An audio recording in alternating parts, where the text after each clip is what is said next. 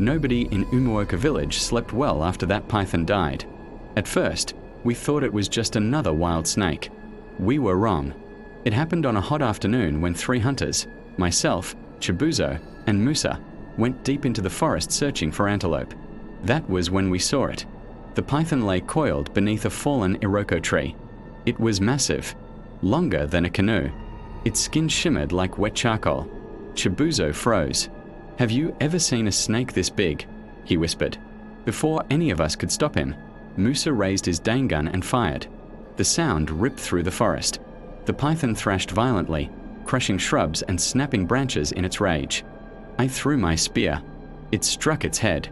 After several minutes of struggle, the snake finally lay still, dead, or so we thought. As we approached, a strange smell filled the air, not blood, but something sweet and sharp, like burning incense. Then we noticed something deeply disturbing. Tears were rolling from the python's eyes. Real tears. My stomach tightened into a knot. We dragged the snake back to the village. People gathered. Some celebrated. Others whispered. Old Mama Ezin shook her head slowly. "This one is not ordinary," she warned. But meat was meat, and hunger was strong.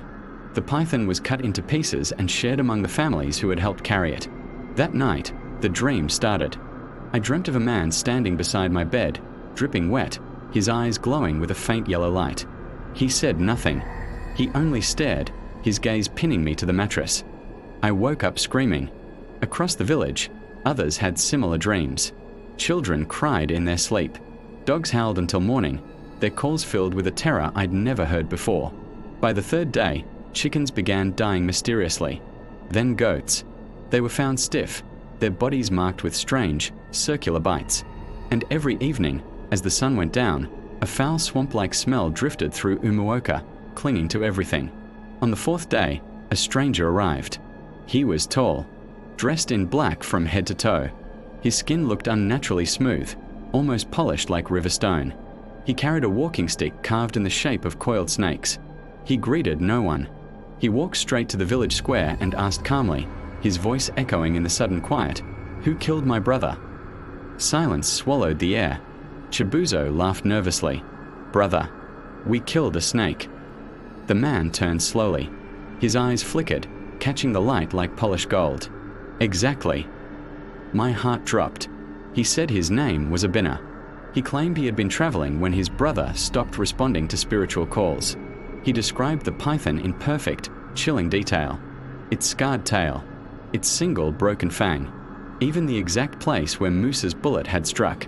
No one had told him any of this. Mama Ezin collapsed, whispering, "He is one of them." That evening, Abina visited each house that had eaten the python meat. When he entered mine, the room became cold. He sniffed the air, a faint smile playing on his lips. He looked straight at me. "You tasted him." My legs shook uncontrollably. He stepped forward and touched my forehead with a cold finger. I felt something crawl inside my skull, a slithering, icy presence. Before leaving, he said, "Return what belongs to us." "But the snake is gone," I whispered, my voice trembling. He leaned close, his breath smelling of wet earth and decay. "It lives in you now." After his visit, people began falling sick. Chibuzo started shedding skin from his arms in long, translucent sheets. Musa lost his voice and began hissing in his sleep. A woman gave birth to something that wasn't human, a creature that slithered away into the night. At night, shadows moved across our walls without bodies to cast them. Then we discovered something even worse. Where the python had been buried, the ground was empty. Only a single, massive shed skin remained, shimmering in the moonlight. Abina disappeared the same night. The village priest, his face pale with fear, finally revealed the truth. The python was a forest guardian spirit. It had taken animal form to protect an ancient, sacred land. By killing it and eating its flesh, we had bound ourselves to its clan, absorbing its very essence. The man, Abina, wasn't its brother. He was its human form. And now, they were coming to collect the rest of themselves. Last night, I woke up with scales on my chest. I can hear whispers in the trees. They call my name. I feel something moving under my skin, cold and coiled. If you're hearing this story, pray for Umuoka, because once the transformation begins, There is no cure. If you want to know what happens next, who survives, and what Abhinna truly plans, make sure you're subscribed, because the sequel is coming. And this time, the forest will answer back. Like this video if it chilled your bones. Comment if you believe animals can carry spirits. Subscribe to African Midnight Tales for more dark folklore.